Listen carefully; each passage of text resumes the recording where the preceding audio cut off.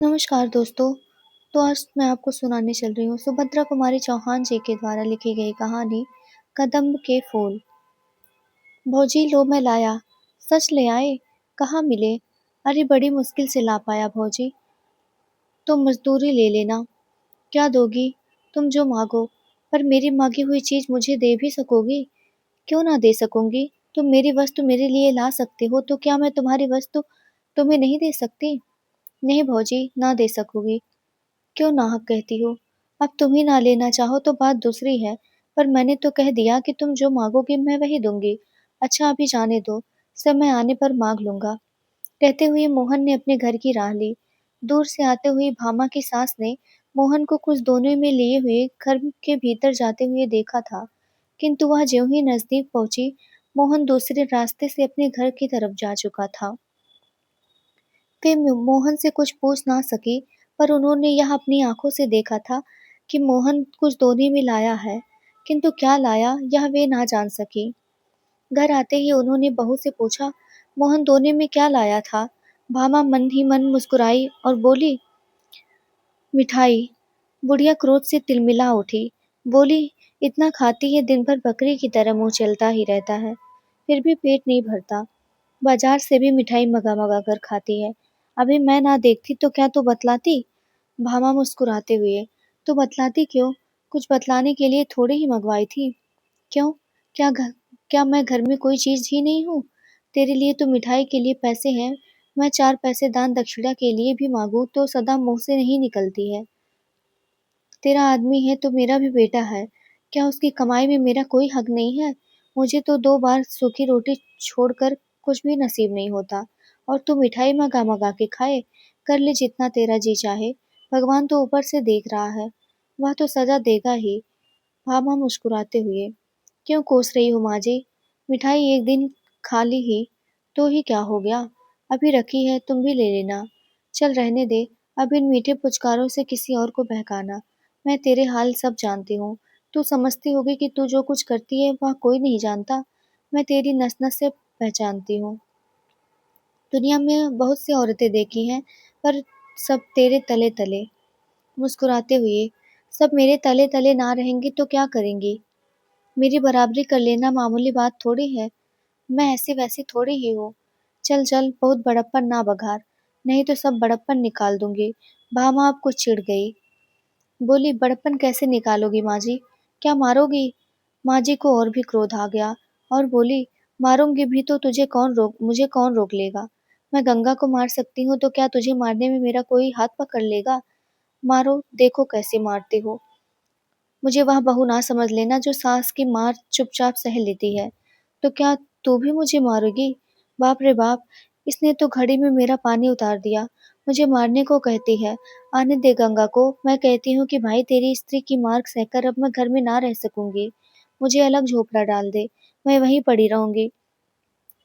जिस घर में कुछ बहू सास को मारने के लिए खड़ी हो जाए, वहां रहने का धर्म नहीं। यह कहते कहते माँ जी जोर जोर से रोने लगी।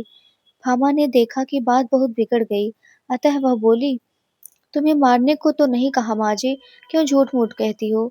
हाँ, मैं मार तो चुपचाप किसी की ना सहूंगी। अपने माँ बाप की नहीं सही तो क्या किसी और की क्या सहूंगी? चुपचाप ना सहेगी तो मुझे भी पीटेगी ना। वही बात तो हुई। यह मखमल में लपेट लपेट कर कहती है तो क्या मेरी समझ में नहीं आता?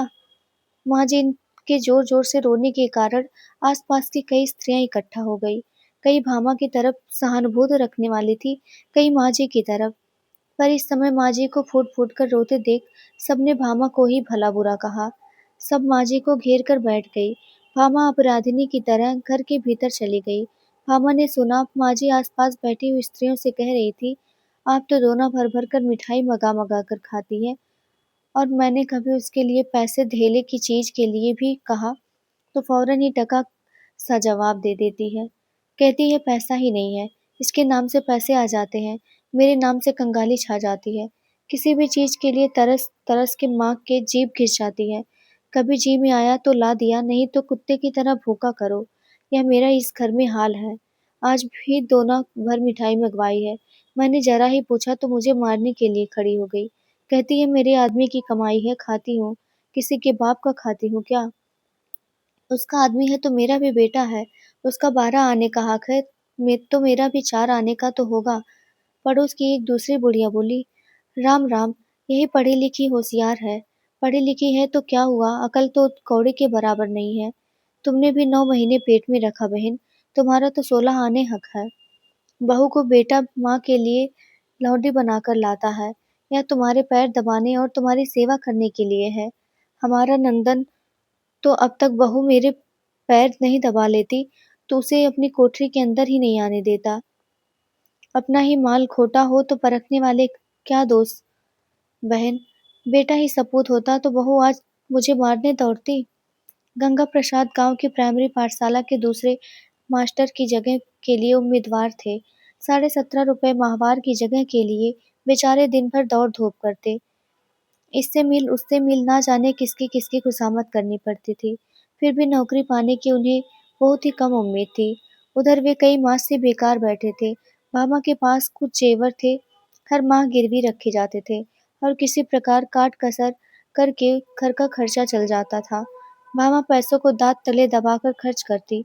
सास और पति को खिलाकर स्वयं आधे पेट खाकर पानी से पेट भर कर उठ जाती। कभी दाल का पानी ही पी लिया करती, कभी साग उबालकर ही पेट भर लिया करती। रुपए पैसों की तंगी के कारण घर में प्रायः रोज ही इस प्रकार कलह मची रहती। जब गंगा प्रसाद जी दिन भर दौड़ धूप के बाद थके हारे घर लौटे, तब शाम हो रही थी।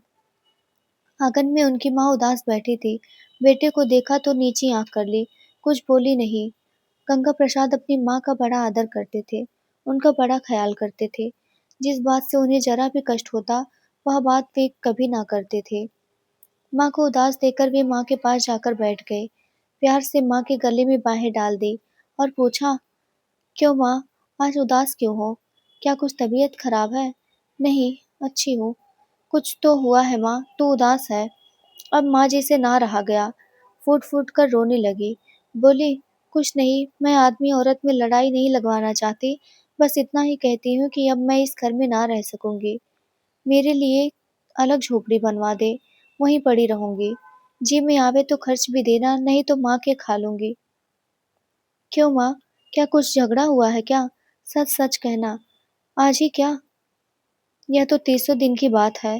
तेरी घरवाली ने मोहन से मिठाई मंगवाई, वह दोना भर मिठाई मेरे सामने लाया। मैं जरा पूछने गई तो कहती है, हाँ मंगवाती हूँ, खाती हूँ, अपने आदमी की कमाई खाती हूँ, कुछ तुम्हारे बाप का तो नहीं खाती। जब मैंने कहा कि तेरा आदमी है तो मेरा भी बेटा है, उसकी कमाई में मेरा भी हक है, तो कहती है कि तुम्हारा हक जब था तब था, अब तो सब मेरा हक है। ज्यादा बोलोगी तो मार के घर से निकाल दूंगी। तो बाबा तेरी औरत है, तू ही उसकी मार सह। मैं माँ के पेट भले ही भर लूं, पर बहू के हाथ की मार ना खाऊंगी। गंगा प्रसाद अब सह ना सके, बोले, वह तुझे मारेगी माँ, मैं ही न उसके हाथ पैर तोड़कर डाल दूं। कहते हुए वे हाथ की लकड़ी उठाकर बड़े गुस्से से भीतर गए। मामा को डांटकर पूछा, क्या मंगवाया था तुमने मोहन से? गंगा प्रसाद के इस प्रश्न के उत्तर में कदम्ब के फूल थे भैया, कहते हुए मोहन ने घर में प्रवेश किया। तब तक भामा ने दोना उठाकर गंगा प्रसाद के सामने रख दिया। दोना में 8-10 पीले पीले गोल गोल बेसन के लड्डुओं की तरह कदम के फूलों को देखकर गंगा प्रसाद को हंसी आ गई। मोहन ने दोने में से एक फूल उठाकर कहा, कितना सुंदर है यह फूल भौजी। तो ये थी कहानी, आशा करती हूँ आप लोगों को पसंद आई होगी। अगर पसंद आई हो तो मेरे चैनल को लाइक शेयर और सब्सक्राइब करना मत भूलिएगा और आगे की कहानियों के लिए मेरे साथ जुड़े रहिएगा। धन्यवाद आप सभी को।